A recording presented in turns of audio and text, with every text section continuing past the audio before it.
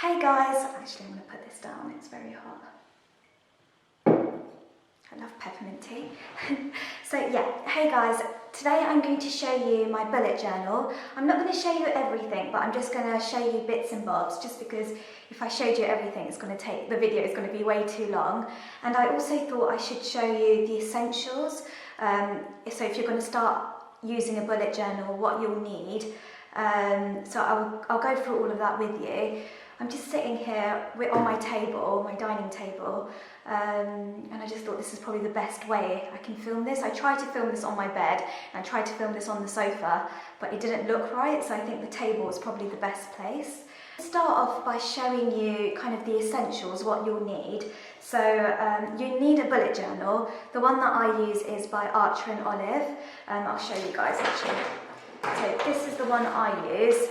It's the moon and the star one, but I actually covered up the logo with permanent marker just because I just wanted no logo at all, just because I take this to work and things, and I felt like I didn't want to have a logo on it, so I covered it up. So it's just a plain black one, and I love the Archer and Olive one just because the paper is just very good quality. Actually, you know what, I'm going to bring you around so you can see what pens I use and things like that. I'm going to zoom you guys in because you don't need to see my face for this bit. Okay, I thought I'd zoom you in because it's just a lot easier for me to tell you what's kind of essential. So you need your bullet journal, you need some pens. These are the ones I use. This is the Pigma Micron pens. I've got loads of these actually, but the ones that I use the most is the 0.051 and the 0.1. So I think if you're starting off, maybe get these two to start off your collection. You also need a pencil. I always use a mechanical pencil just because it's easier than using kind of a pencil which you have to sharpen, so I love using mechanical pencils. This one's actually from my sister. It's not actually from her, I stole it off her, but yeah, this is mine now. And you definitely need a rubber. This one's just from Paper Chase, and this ruler, which is also from Paper Chase as well. You need a ruler and a rubber. You also need Tipp-Ex. I feel like Tipp-Ex this is a cute one which I got from Amazon. It's such a cute little baby one which I just keep in my pencil case. This is my pencil case. This is also from Amazon. I keep this in my pencil case because it's so small, but you always need Tipp-Ex just because you will make mistakes, which is fine. Initially when I used to make mistakes I used to really hate it, but now I've accepted you will make mistakes. I have some washi tape that I use as well. I don't use it a lot, but I do have washi tape as well, which is optional. That's not essential, that's more optional. I have some kind of super tips as well. The Crayola super tips are the ones I'd recommend just because they're so affordable and you get a lot of colour. I've also got some mild liner brush pens, and also got some Tombow pens as well. I've got loads of these upstairs, but I feel like I gravitate towards the Crayola pens. So the Crayola Super Tips, these are very good. I think you can get them off Amazon. You get 100 for like £20, which is really, really good. I use this highlighter, the Stabilo Boss. It's like a muted down purple highlighter, which I use kind of for my finance section, which I've used for a while, so I just keep that as well. But yeah, this is all the essentials that I kind of think you need to have when you start off a bullet journal. The colours I kind of change out every month depending on the theme I have set up for that month, so I do change up the coloured pens that I use. Kind of covered things up. And I haven't kind of finished everything in here, so I'm just going to quickly show you what I've got. This is the key section. Before I start, I didn't create the bullet journal, by the way. The system was created by someone called Ryder Carroll. I'm going to leave his details down below and his video down below because he explains everything perfectly and kind of to the point. This is just what I do. So this area is just my key. You don't have to copy this. You can kind of make your own key, and I've added kind of other bits in here, kind of like financial, workout, coffee. So I've added bits here that I use. On this area I've got my name and my information and telephone number, that kind of thing. The next page, you've got this page which I'm going to stick together just because I don't love this. I hate kind of this page, so I'm going to have to stick these two together. Then I've got the grid spacing on this side, and I've got the year at a glance on this side, and I love this just because it's really simple, it's just easy to use. Grid spacing, I like it on this side just because anytime I'm planning something, I always look back and look at the numbers. It's always easier to have it on the left side, I say. Year at a glance, I use this all the time just because whenever I'm sorting out my monthly layout, I always look on this side. This is my future log. I have covered everything up here. So I write down birthdays and where I'm working, what I'm doing, and things I'm planning in the future.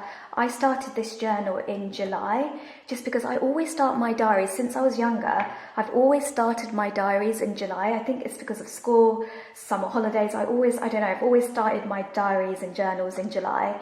So this is kind of a mid-year diary. I've got another page, but I'm not going to show you that just because I've already started filling things out there for kind of January, February, March. Yeah, I've just got a little quote here which says, "Trust the magic of new beginnings."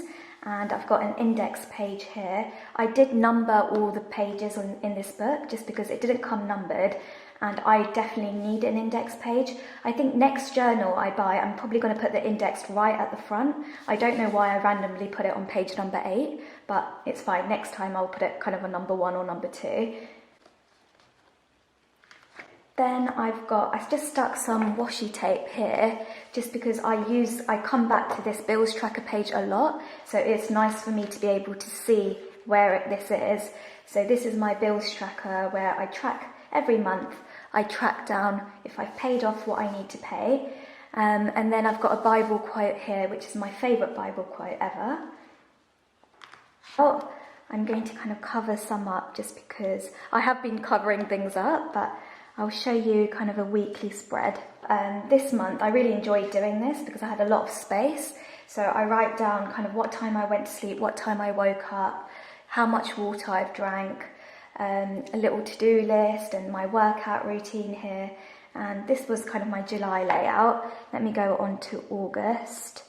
Oh, I also kind of did a July invoice tracker and a workout section as well.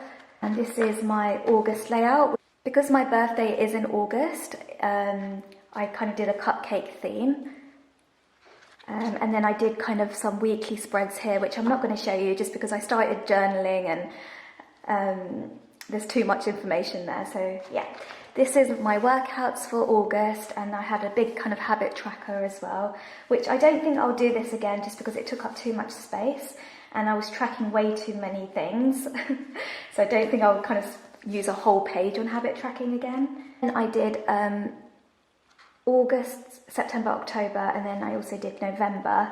I like November's layout as well. It's really nice and simple. I'm just going to keep my fingers here, just because I've got a lot of work information on here. So yeah, I've got a little habit tracker on this side.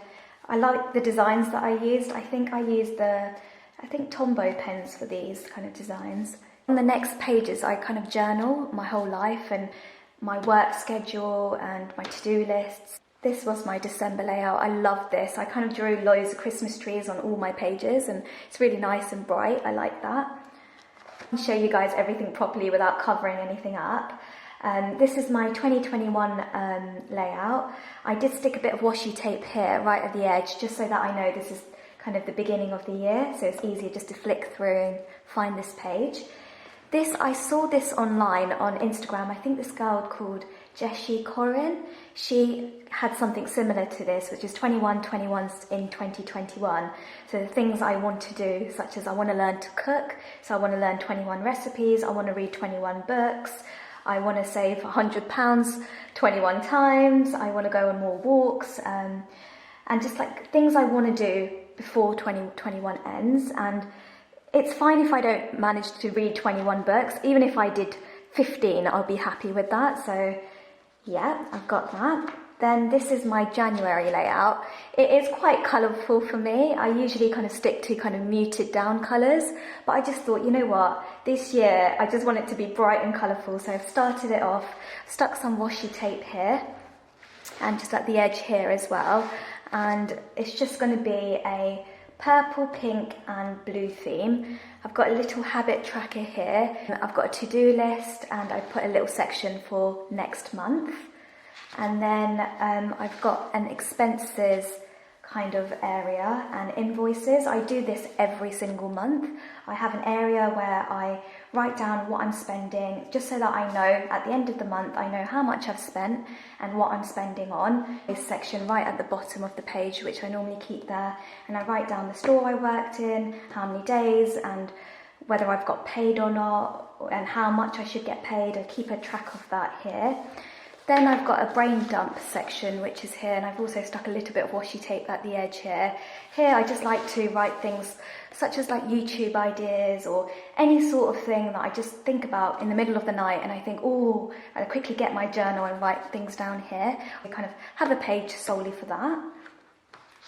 And then this is kind of my weekly layout. I haven't finished setting this up yet because I know it's January now, but I kind of wanted to show you this kind of spread properly, so I'm going to sort this out today. So what I normally do is I write down the day, I write down a little to-do list or where I'm working, and then I leave a little space for my journaling. So I write down what's happened that day, how I feel, just little bits that I write every single day. Okay, so that's the kind of weekly spread, monthly spread, that's kind of anything diary related. At the back of the journal, I have kind of my finance side of things. So I know some of you are interested to see how I do this. So this page is just a pen test.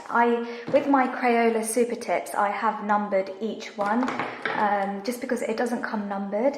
So I've swatched each one and I've numbered them in permanent marker, just so that I know what the colours are, so I don't have to keep swatching it. And yeah, that's the kind of pen test.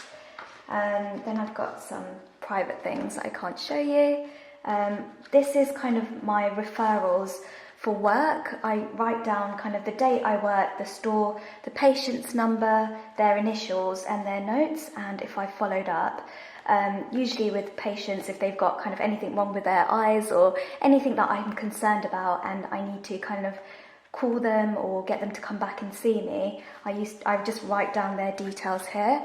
This is new for me. I love having a referral section in my diary for work. It just makes me feel so organised, and I feel like I'm on top of it when it comes to my patients, so love this page.